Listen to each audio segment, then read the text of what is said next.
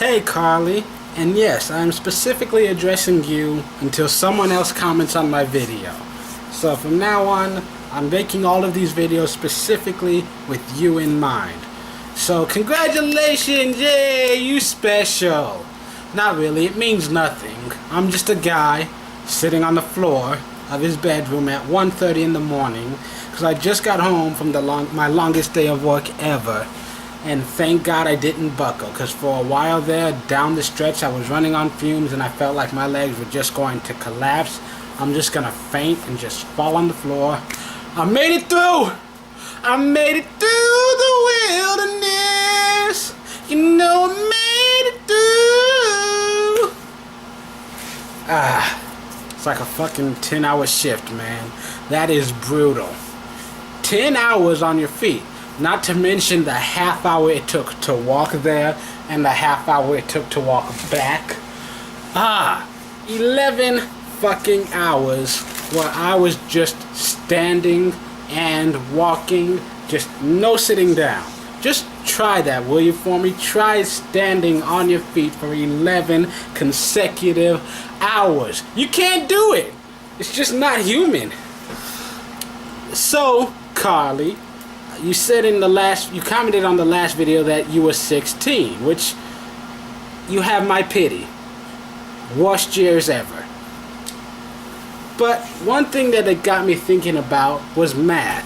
Why specifically math? Well, because it's fucking useless. And I'm sorry to say that, but like higher math is useless. I mean, the only reason for knowing higher math is if either you're going into a scientific field or you're going to be teaching higher math. But in all honesty, if you know what 1 + 1 is, you can probably survive in the real world. So, you know, most of the shit that you learned in 4th grade, if you can pass all of that, you're good enough to survive in the world. Hell, Donald Trump probably couldn't even do 1st grade math, yet here he is running for president with billions and billions of his own money. So, I mean, that's just how the world works. You know, but, so yeah, I mean, and I'm not saying that to be mean to, like, math teachers, because, like, I have a friend who I went to high school with, he went on to become a math teacher, but it's just the fucking truth. Like, there's no reason to actually know higher math. I mean, they're like, oh, but you're not gonna have a calculator with you? Bitch, yes I will! Carry that shit in my backpack all the fucking time, man. Put that in my back pocket, carry it to work, man. Besides, like, how many times are people actually gonna come up to you on the street and ask you to solve this parabolic question? I mean, that shit doesn't fucking happen. I mean, yeah, oh, that's every day for me, man. I'm just walking down the street, cops pull me over and tell me to solve for X. It's useless, it really is. I mean, as long as you know what basic addition and subtraction, you're good. It helps if you know addition and multiplication, though it's not completely necessary. And it's also a good idea to learn decimals and percentages if you deal with money. Because like me, you know, I care a lot about my finances and I want to take care of my financial situation. You know, I never want to have to sleep outside again, so I make sure, so I keep track of my money.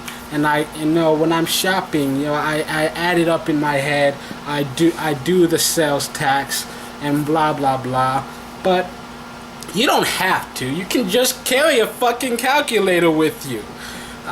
I mean, even if you don't have like a dedicated just calculator, every electronic device on this planet has a calculator built in usually.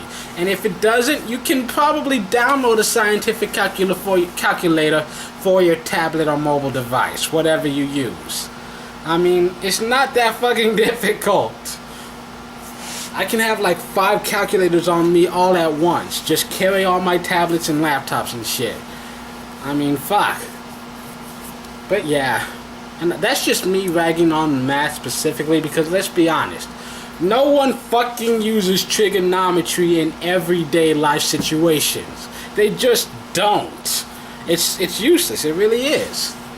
And it's unfortunate because teachers, they have to teach to the curriculum. And unfortunately, you know, school it has nothing to do with it, like being smart and actually gaining knowledge. No, it really doesn't.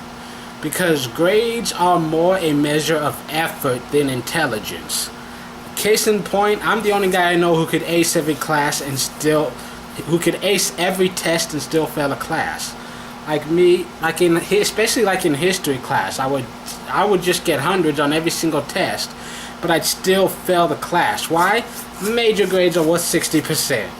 So like I would do the test and maybe do projects sometimes, and then I'd get like hundreds on them and just have a 60 in the class because I just didn't do homework, I didn't do quizzes and daily assignments.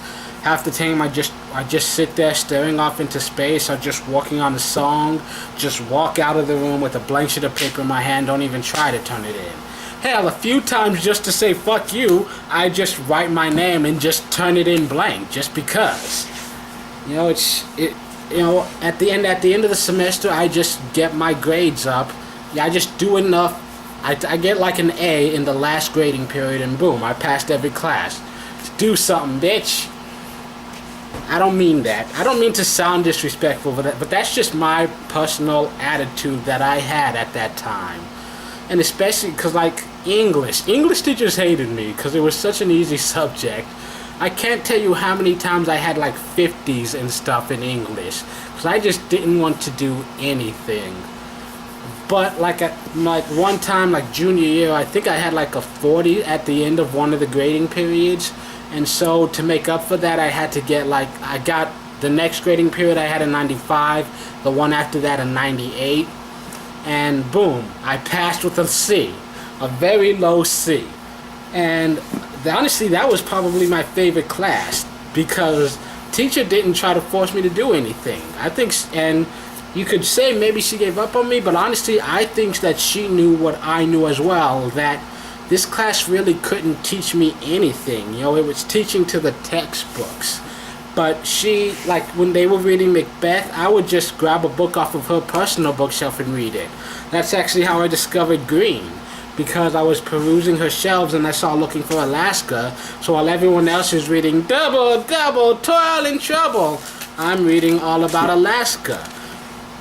And so that's... She was a great teacher. She's one of my favorite teachers because she knew as well as I did that there was nothing on the curriculum that she could actually teach me because I knew it all. The school system is a failure, unfortunately.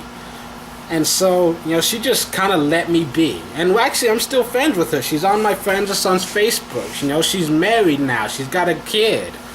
You know, so, like, she was cool. I liked her. Because she understood the situation and she just refused to stifle my creativity. She just let me be. And that, honestly, I think that was just amazing. And yeah, that's just me and my own personal opinion on school and stuff. Shit, I was gonna add something else in there, but you know, I think you know all you need to know. Like, as far as life is concerned, you know, when it comes to school, just do well enough to pass. Unless you're trying to get into Ivy League and you need that scholarship money, in which case you better get like magna cum laude. God damn it, you gotta finish at the top of the class, get all them damn scholarships, full ride. But otherwise, you know, if you're just, you know, normalcy is okay. But, you know, when it comes to actually life, you know, you learn more by just going out and living. I say fuck homework, go out and volunteer, join some sort of group or club. Hell, just find your nearest college and sneak in and just sit there in the back of class, hope no one calls you out on it.